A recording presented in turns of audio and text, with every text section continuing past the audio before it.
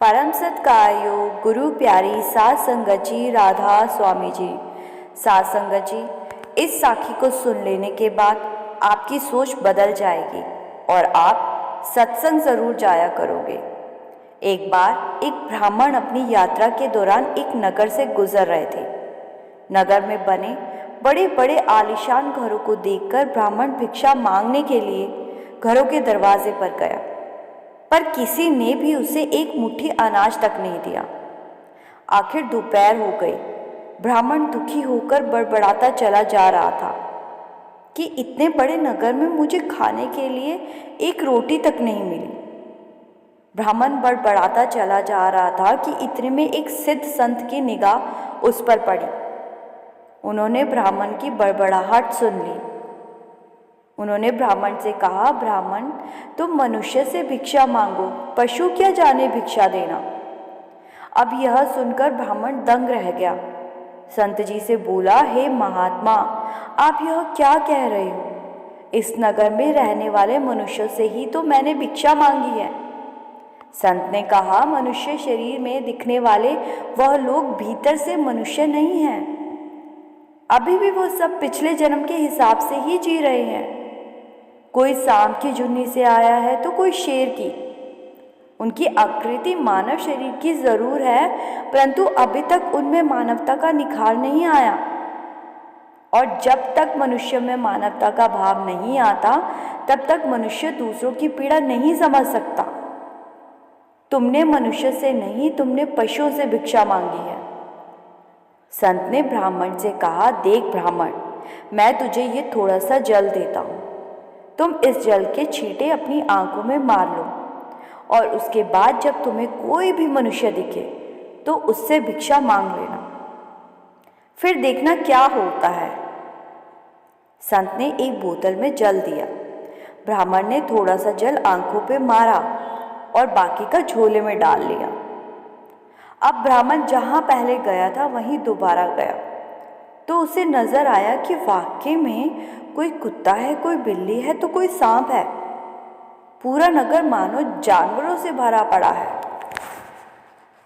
घूमते घूमते वो ब्राह्मण थोड़ा सा आगे गया तो उससे देखा कि एक मोची जूते बना रहा है।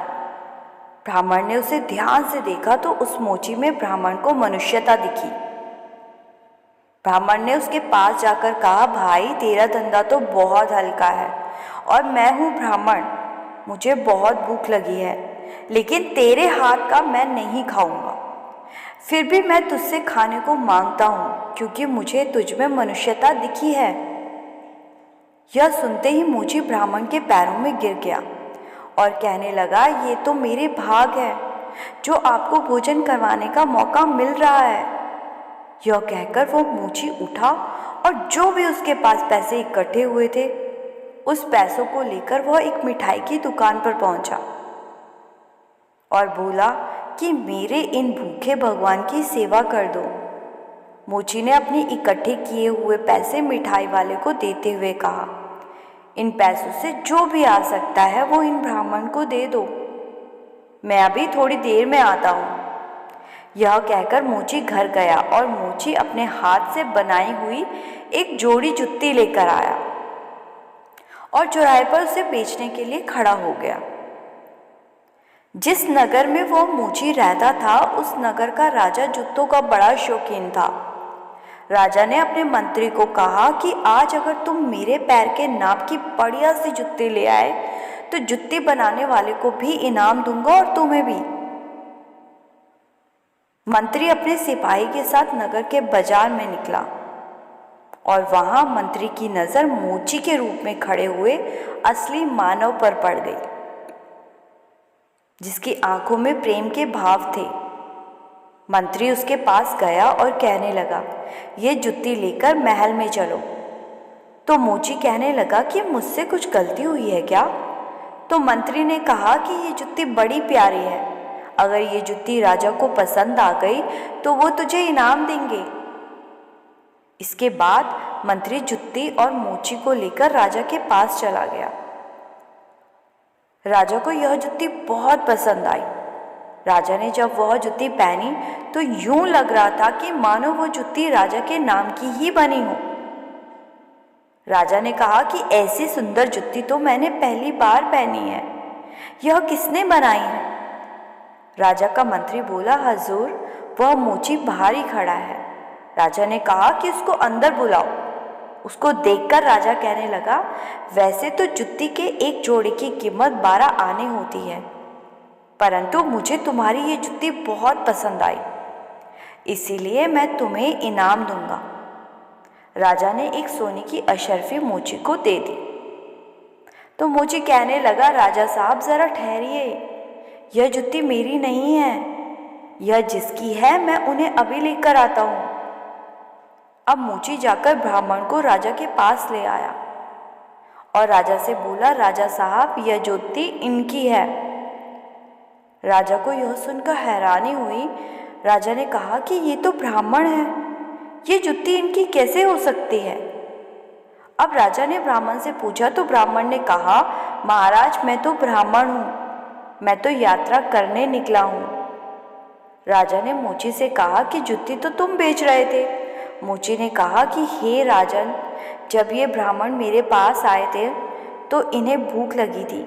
मेरे पास जितने पैसे इकट्ठे हुए थे उनसे जो खाने का आ सका मैंने मिठाई वाले से ले लिया, और फिर मैंने सोचा कि जुत्ती बेचकर जो पैसे मिलेंगे वो मैं इन ब्राह्मण को दे दूंगा, तो इसीलिए अब मैं इन ब्राह्मण को अपने साथ लेकर आया हूँ। न जाने किस जन्म में दान करने का संकल्प किया होगा और मैं मुकर गया हूँगा, तभी तो यह मोची का चोला मुझे मिला है। यदि अब फिर मैं मुकर जाऊं तो ना जाने मेरी कैसी दुर्गति होगी। इसीलिए राजन, यह रुपए मेरे नहीं हुए, मेरे मन में अचानक ही आया था कि जुत्ती के पैसे मैं ब्राह्मण को दे दूंगा।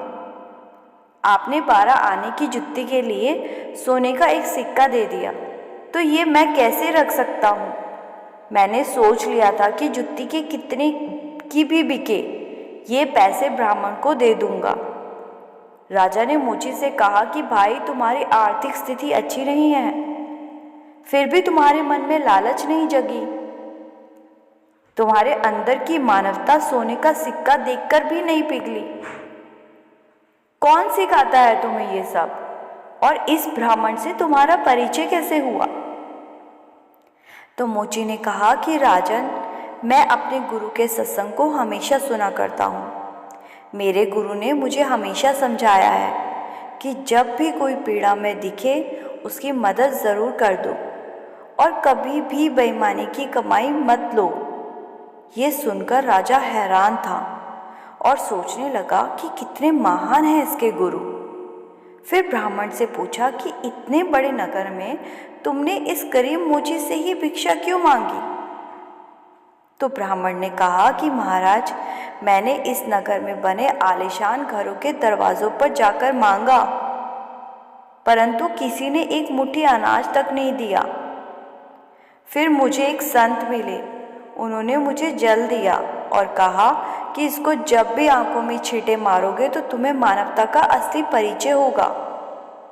जब मैंने जल के छींटे आंखों में मारे तब मैंने देखा कि नगर में कोई कुत्ता घूम रहा है, कोई सांप तो कोई बैल।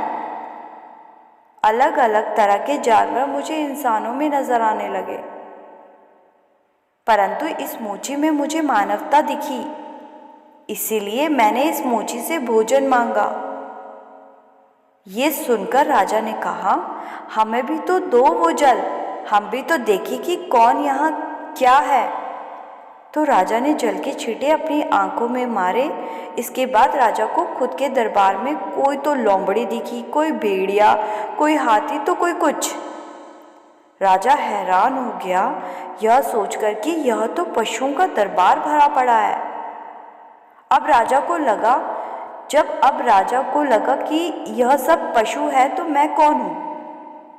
राजा ने आईना मंगवाया और उसमें अपना चेहरा देखा तो राजा की हैरानी की सीमा नहीं थी। राजा को खुद के चेहरे के रूप में शेर नजर आया।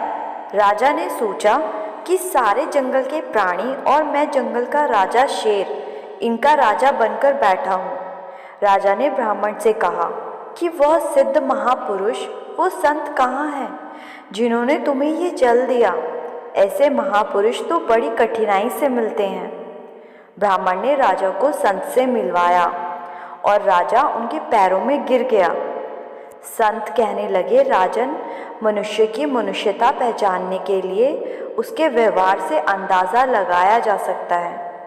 जो मनुष्य किसी दूसरे को पीड़ा में देखकर दुखी हो जाए और किसी की खुशी में शामिल होकर खुश हो जाए, वही असली मानव है। साध संगत जी, हमें भी अपने अंदर की पशुता को बदलना चाहिए। पशुता को मानवता में बदलना है तो हमें अपने अवगुण को छोड़ना होगा, और जब ये अवगुण निकल जाएंगे तो हम अपनी पशुता को मनुष्यता में बदल पाएंगे। और ये अवगुण तभी निकलेंगे जब हम किसी पूर्ण संत की संगत करेंगे और सत्संग सुना करेंगे। सत्संग से ही हमारे अंदर की पशुता का नाश हो सकता है। साध संगत जी, साखी को यहीं समाप्त करते हैं। मुझे आशा है साखी में समझाई बात आपको समझ आई होगी। गुरु प्यारी साध संगत जी, राधा स्वामी जी।